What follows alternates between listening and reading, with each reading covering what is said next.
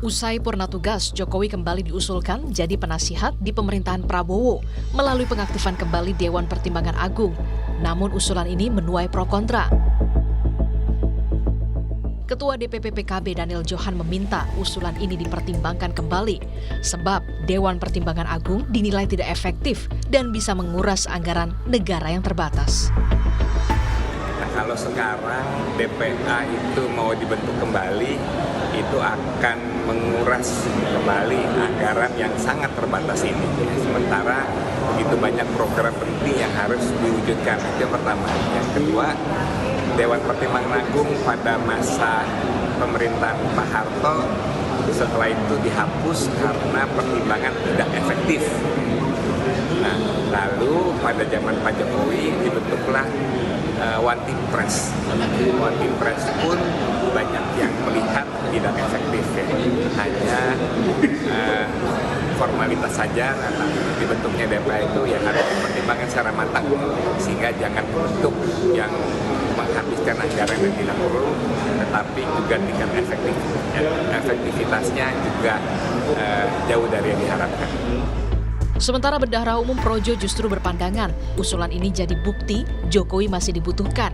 Namun bagi Projo, Jokowi lebih efektif memimpin partai politik.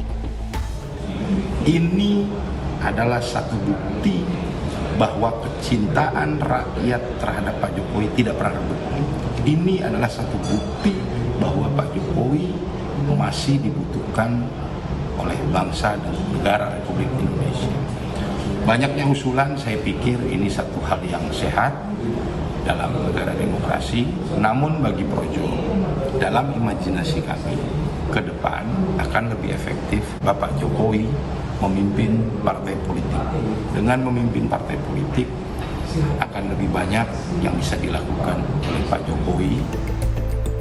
Lalu, bagaimana respon Jokowi dengan usulan ini? Jokowi bilang saat ini dirinya masih menjadi presiden hingga 6 bulan ke depan. Tentu wacana ini masih terlalu dini untuk dibahas. Ini saya itu masih jadi presiden sampai masih 6 bulan lagi loh. Masih presiden sekarang ini. Sekarang masih bekerja kayak gini ditanyakan. Sebelumnya Sekjen Gerindra Ahmad Muzani bilang, ke depan sejumlah lembaga masih dikaji, termasuk Dewan Pertimbangan Presiden. Beberapa lembaga mungkin akan diperkuat atau bahkan ada yang dilebur dengan kementerian. Semua kelembagaan sekarang sedang dikaji, ada beberapa lembaga yang mungkin perlu diperkuat, tapi juga ada beberapa kelembagaan yang juga sedang dipelajari untuk digabungkan dengan kementerian yang ada atau dilebur atau malah dilikuidasi. Sedang dalam kajian-kajian, termasuk Dewan Pertimbangan Presiden. Memang saat ini Dewan Pertimbangan Agung telah dihapuskan dan berganti nama menjadi Dewan Pertimbangan Presiden di era SBY. Ada 9 tokoh senior yang dipercaya menduduki jabatan Dewan Pertimbangan Presiden saat ini. Di antaranya, nama Wiranto sebagai ketua dan 8 anggota di antaranya, yakni Dato Sri Tahir, Muhammad Lutfi, Putri Kuswisnuwardani, Agung Laksono, Sidarto Danusubroto, Soekarwo, Jan Faris, dan yang terakhir Gandhi Sulistianto. Pertanyaan selanjutnya, mungkinkah sosok Jokowi akan diakomodasi Presiden terpilih Prabowo Subianto sebagai penasihatnya kelak? Tim Liputan, Kompas TV. Usai purna tugas, Jokowi kembali diusulkan jadi penasihat di pemerintahan Prabowo melalui pengaktifan kembali Dewan Pertimbangan Agung. Namun usulan ini menuai pro kontra. Bagaimana peluang Jokowi jadi penasihat Presiden terpilih Prabowo Subianto? Kita bahas bersama analis politik Universitas Al-Azhar, Kang Ujang Komarudin. Kang Ujang, selamat sore. Ini kan ada usulan ya soal Jokowi jadi penasihat dari Prabowo Subianto. Kalau Kang Ujang ngelihatnya, sebenarnya ini memang kebutuhan, keinginan dari Presiden terpilih, atau ini sebenarnya hasil komunikasi partai politik untuk mengakomodasi Pak Jokowi sih? Ya, boleh-boleh saja Pak Prabowo katakanlah punya keinginan untuk menjadikan Pak Jokowi sebagai penasehat. Makanya Pak Prabowo punya konsep, punya ide yaitu presidential club. Artinya mantan-mantan presiden akan bergabung untuk memberikan masukan-masukan termasuk Pak Jokowi gitu. Tetapi kalau kita kaji lebih dalam misalkan terkait dengan formatnya, skemanya gitu ya, bentuknya ini yang menjadi perdebatan. Kenapa harus diusulkan atau ada wacana mengaktifkan kembali Dewan Pertimbangan Agung yang kita tahu dulu tidak efektif, tidak bagus, karena tidak bagus, tidak efektif itu maka dilikuidasi kan pada masa reformasi. Kenapa itu diungkit lagi?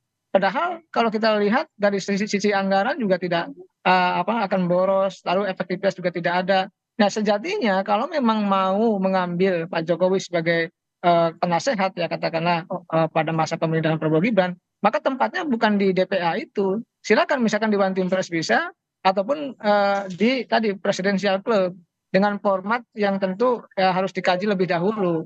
Nah, persoalannya jangan sampai tadi mengakomodir kepentingan Pak Jokowi tadi ya, mungkin ada partai-partai yang ingin mendorong Pak Jokowi jadi penasehat, tetapi menempatkannya di tempat mengembalikan lembaga-lembaga yang tidak efektif di masa lalu. Ini kan sesuatu yang konyol, sesuatu yang aneh, sesuatu yang menurut saya tidak bagus. Mestinya berpikir ke depan, progresif gitu. Progresif itu ya ketika lembaga yang lama tidak efektif itu mestinya tidak diungkit lagi, tapi cari bentuk atau format yang lain yang bisa mengakomodasi Pak Jokowi sebagai penasehat di saat yang sama juga lembaganya tidak memboroskan anggaran. Kan itu menjadi penting dalam konteks kita melakukan pembangunan bernegara ke depan seperti itu Mbak Cindy. Oke, nah kan soal tidak efektif pemborosan anggaran ini juga disinggung sama PKB. Artinya kalau memang mau menjadikan Pak Jokowi sebagai penasehat, udah ada wadahnya, One Team Press aja ya biar nggak tumpang tindih. Ya, One Team Press bisa. Kan memang yang lalu-lalu ya, sampai sekarang memang belum pernah ada mantan presiden yang jadi One Team Press. Tetapi kan tinggal direvisi saja aturannya. Itu kan kalau nggak salah Perpres ya. Kalau saya salah tolong dikoreksi. Perpres tinggal dirubah, lalu diperkuat gitu loh. Sehingga tidak memboroskan anggaran. Dan disitulah tempat yang mulia, yang terhormat. Ada format baru gitu ya. Terkait dengan mengakomodasi kepentingan mantan-mantan presiden di situ. Itu menurut saya yang lebih efektif, yang lebih realistis dengan lembaga yang ada, memfungsikan atau memperkuat lembaga yang ada sehingga lembaga itu menjadi efektif dan tadi fungsinya berperan bahwa memberikan masukan, memberikan nasihat kepada presiden baru itu terjadi pada ruang lingkup misalkan One Team Press, misalkan seperti itu. Oke, Kang Ujang, tapi kalau kita ngelihatnya kan juga Pak Jokowi sejauh ini ngeresponsnya masih normatif nih soal DPA, soal Presidential Club. Kalau Presidential Club bahkan bilangnya bolehlah 2 kali sehari. Apakah kalau Kang Ujang ngelihatnya jangan-jangan sebenarnya Pak Jokowi juga kayaknya sinyalnya oke deh mau jadi penasehat presiden terpilih? Iya, saya rasa iya ya. Karena begini, kalau seorang politisi tidak punya tempat politik tuh menjadi nggak betah gitu. Bukan politisi. Politisi itu kan biasanya bergerak, melakukan kegiatan-kegiatan yang berbasis pada kepentingan politik. Nah, pasca tidak lagi menjabat di 20 Oktober, maka perlu ruang, perlu tempat, itu yang harus dimiliki oleh Pak Jokowi. Entah itu katakanlah tadi ya, lembaganya misalkan penasehat presiden, yang Pak Jokowi juga oke dan mau, entah partai politik, atau apapun yang itu menjaga eksistensi dan katakanlah kehormatan dari mantan presiden. Karena kalau mantan presiden itu tidak punya jabatan, tidak punya posisi di kemudian hari, biasanya juga akan ditinggalkan oleh masyarakat dan tidak akan ada yang menghargai. Nah, disitulah pentingnya perannya kekuasaan atau jalur politik. Jalur politik banyak tadi, ada penasehat, ada partai politik dan lain sebagainya. Sehingga Sehingga Pak Jokowi pun tadi ketika orang politik ya pasti harus berpolitik, tidak mungkin akan diam begitu. Oke, Kang Ujang, kalau PAN kan bilang sebenarnya Pak Jokowi juga sayang nih terlalu muda kalau untuk pensiun. Makanya disiapin ada 3 opsi agar Pak Jokowi bisa melanjutkan kiprahnya lah untuk di pemerintahan. Kang Ujang menganalisisnya gimana? Ya tentu PAN mungkin melihat peluang ya Pak Jokowi tadi mungkin di PSI tidak cukup bagus partainya, kata tidak lolos ke parlemen. Di Golkar mungkin juga tidak memenuhi persyaratan gitu ya, karena harus pernah 5 tahun dan lain sebagainya. Lalu yang memungkinkan tadi Pak Zulhas mengajak ke PAN. Nah, persoalannya apakah Pak Jokowinya mau atau tidak kan itu. Oleh karena itu kita lihat saja dinamikanya ke depan. Kalau Pak Zulhas tentu memanfaatkan peluang yang ada ketika Pak Jokowi itu katakanlah tadi ya punya gagasan, punya pemikiran yang bagus ke depan ya paling tidak diakomodasi oleh PAN. Dan PAN menjadi partai yang terbuka untuk itu. Ya kita lihat saja ke depan apakah memang ketemu itu jalan pikiran Pak Jokowi dengan PAN, kita tidak tahu. Apakah memang betul-betul PAN juga serius ataukah hanya sekedar gimmick saja. Ini hanya sejarah dan waktu yang akan melihat ini semua. Oke, tapi Kang Ujang, kalau Kang Ujang melihatnya Dewan Pertimbangan Agung ini apakah juga bentuk partai politik atau saling mengakomodasi dari partai politik, Kang? Ya kelihatan ini kan usulnya bukan dari partai sebenarnya, usulnya dari Pak Bambang Susatyo ya, Ketua MPR gitu yang mewacanakan kembali ini. apakah ini representasi partai politik? Saya rasa bukan ya. Pak Bambang Susatyo walaupun beliau kader partai gitu, waketum partai di Golkar, tapi kan bukan ketua umum partai. Artinya itu sikap-sikap pribadi, bukan sikap partai. Jadi saya melihat ini soal tadi mungkin Pak Jokowi banyak jasanya ke Pak Bambang, mungkin banyak jasanya juga ke partai politik, ke politisi-politisi, sehingga punya kepentingan untuk mengakomodasi. Tetapi mengakomodasi lembaga yang lama yang sudah dilikuidasi, yang sudah tidak efektif, yang menyedot anggaran besar, buat apa juga dimunculkan kembali? Justru yang harus dibangun adalah mengkonstruksi pikiran, merancang bangun ya apa yang tepat posisi Pak Jokowi ke depan, yang memang formulasinya bukan tadi, bukan lembaga yang lama yang tidak efektif itu. Cari formasi yang tidak membosankan anggaran, dan Pak Jokowi punya tempat yang terhormat, yang mulia, bersama mantan-mantan presiden yang lain, seperti itu. Oke. Nah, soal posisi Pak Jokowi, Kang Ujang, Projo kan bilang kayaknya Pak Jokowi lebih cocok kalau dijadiin pimpinan parpol deh daripada penasehat. Setuju nggak, Kang Ujang? Ya, silakan. Itu bagus-bagus saja, dan Pak Jokowi punya hak untuk itu. Tetapi yang saya baca tadi ya, di Golkar agak sulit karena tidak memenuhi persyaratan. Di PSI partainya partai kecil. Lalu di PAN belum tentu mau. Nah, sekarang begini saja, kita tantang gitu Projo, bagaimana Projo membuat partai gitu loh. Oke. Sehingga itu menjadi partainya Pak Jokowi, kan bagus-bagus juga. Jadi jangan sampai nanti misalkan mencaplok partai lain, lalu menjadi ketua umum, kan itu tidak bagus juga. Artinya ya silakan Pak Jokowi menjadi ketua umum partai, tapi partai mana yang mau, kan itu juga menjadi pertanyaan. Apakah partai yang ada saat ini mau dipimpin Jokowi yang mantan presiden? Saya rasa tidak mau juga. Hanya beberapa saja yang mau, misalkan seperti PAN. PAN pun saya yakin tidak terlalu yakin, saya betul-betul ikhlas untuk menerima Pak Jokowi dengan lapang dada. Tentu ini basisnya kepentingan politik saja karena Pak Jokowi masih menjabat. Ketika sudah tidak menjabat, saya rasa pikirannya sudah beda begitu.